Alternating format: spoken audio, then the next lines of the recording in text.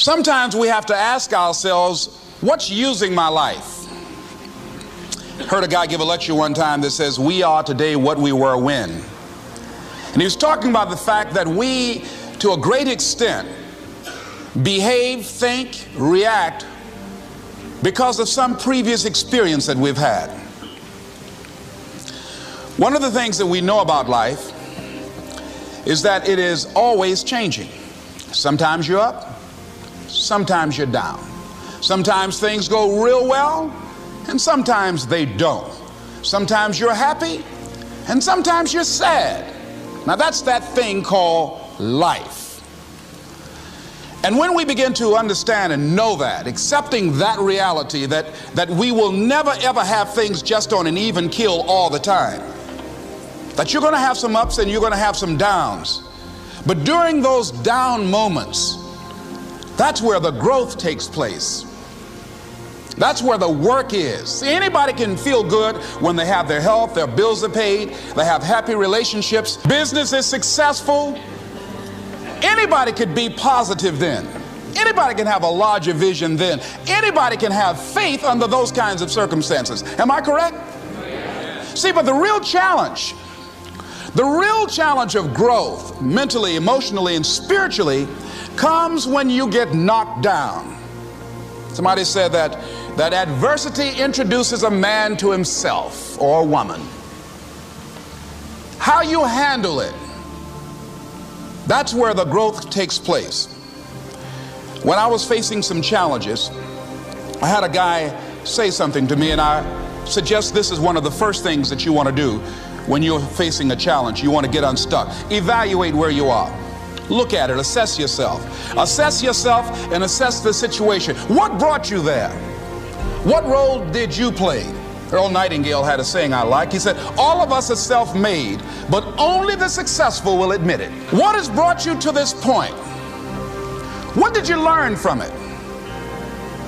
Are you learning anything, or are you doing it over and over and over again? Somebody said that insanity is doing the same thing in the same way, expecting a different outcome. Are you going through it, or are you growing through it? Are you bigger and better because of it? Because it's not going to leave you until you grow through it. I was going through a major challenge in my life that was wearing me out, that was using me. Well, you see, your mind is, you know, when you go into a service station to get gas, you don't go in there and just start pumping. When you push the lever up, it clears the previous bill. By the same token, if you want to begin to move, you've got to clear your mind of all the unnecessary luggage and baggage that's weighing us down. I couldn't move, I couldn't think about what am I going to do to get out of this situation, because I was so concerned about what happened and what he did to me and how bad it was. I was so stuck in that I couldn't even focus on what I should have done. Feeling sorry for myself and angry, and none of that was taking me anywhere. So pretty soon I learned through effort, made a conscious, deliberate, determined effort. I had to let it go. I had to forgive it. Let it go and begin to focus on developing myself. And I say to you, you're going to have people to do things to you. Things are going to happen to you. And the most important thing to do is to harness your will and let it go and move so you can grow, so you can get on with your life. It doesn't matter about what happens to you. What matters is, what are you going to do about it? All of us have experienced some tragedy, and if we haven't, we will. And you can either let it destroy your life, or you can build upon it. You can permit it to let it hold you down, or you can decide, I'm not going to let that happen to me. I'm bigger than this. Make a declaration to yourself. Declare all-out war that you're going to get out of this rut. I don't care how good you are. I don't care how talented you are. I don't care how much you work on yourself. There are some times when things aren't going to go right. They just are not going to go right. There are times when anything that can happen will happen. Murphy's Law will be knocking at your door.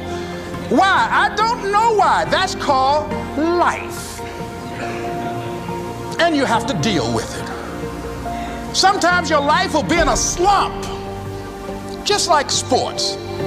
Some of the best shooters can't hit baskets different times in games. They get in a slump. Do they sit on the sideline and say, you know, I just didn't hit a basket today? No, they continue to execute. I suggest to you that if you are facing a challenge, don't stop. Stay busy. Work your plan. Continue to do those things that you know that work for you after you have evaluated yourself in the situation. Continue to move. Stay busy, stay busy, stay busy. Find somebody that you can help so you can forget about you for a moment. See, sometimes the best thing to do is to be. Sometimes you have to just back up and go within yourself. A bow and arrow, you can't take a bow and just push it out an arrow. You just can't push the arrow out. You have to pull it back and then release it. Sometimes you have to back up and go within and pray and meditate and recharge your batteries. Go away, clear your head, and then come back and look at it from a different vantage point. Don't operate while you're under the spell or the effect of what's going on. Next thing is that you've got to activate the thinker in you. Don't allow your emotions to control you. We are emotional, but you want to begin to discipline your emotion. If you don't discipline and contain your emotions, they will use you. Your mind goes on automatic, just like a God. You know, I loved reading the book called As a Man Thinketh by James Allen. He uses the analogy of the mind being like a garden. You know, weeds don't have to have any encouragement to grow. You don't have to water them. They don't have to get sunshine. They don't have to have fertile ground. They will grow through the cracks of a sidewalk. Am I right? But if you want to grow orchids or roses or any kind of exotic flowers, there are special processes and procedures you must go through.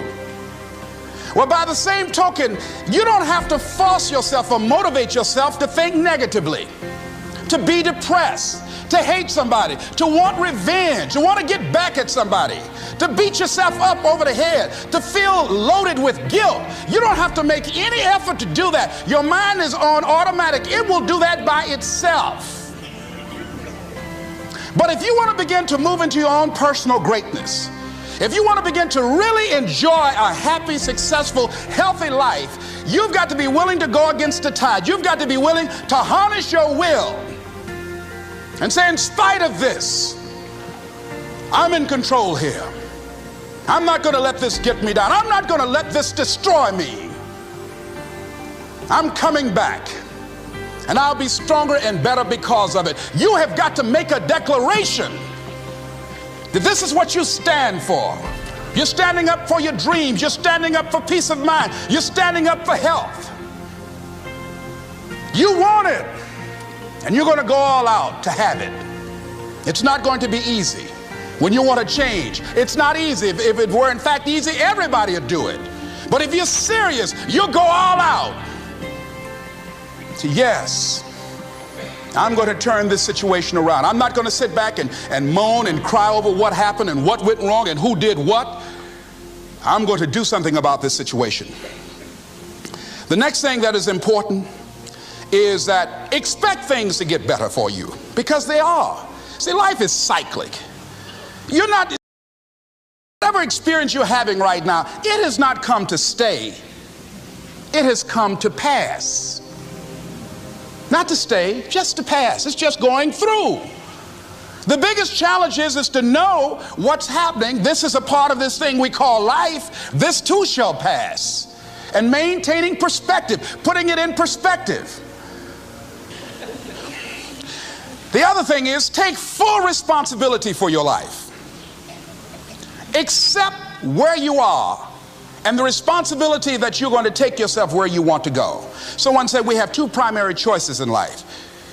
We can either accept conditions as they exist, or we can take the responsibility to change them. See, a lot of people want to exempt themselves from taking responsibility. All they want to do is talk about the problem.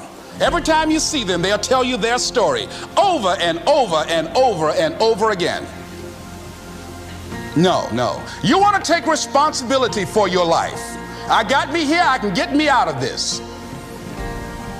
And I'm getting out. I'm not going to be a volunteer victim. George Bernard Shaw said there are two kinds of people in life. You know, he said those that make things happen, those that watch things happen, and those that don't know what happened. And he said the people that get along in this life look around for the circumstances that they want, and if they can't find them, they make them.